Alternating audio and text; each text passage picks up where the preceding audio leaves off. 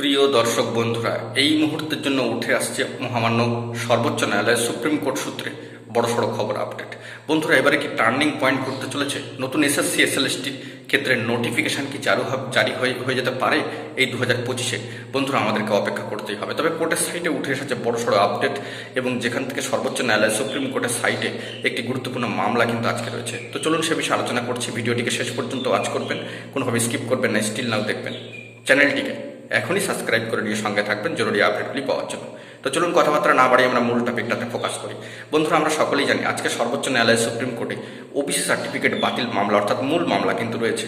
এই মামলার নিষ্পত্তির ক্ষেত্রে কিন্তু রাজ্য সরকার যৎপরোনাস্তি চেষ্টা করছেন। তাদের প্রোগ্রেসিভ ফলাফলও কিন্তু পাওয়া যেতে পারে। তারা উদ্যোগ নিয়েছেন এই মামলার নিষ্পত্তির ক্ষেত্রে। নতুনভাবে এসএসসি এসএলএসটি রিক্রুটমেন্টের ক্ষেত্রে এই মামলার নিষ্পত্তির প্রয়োজনীয়তা কিন্তু অনুভব করা হচ্ছে, এবং সব দিক থেকে কিন্তু গুরুত্বও রয়েছে।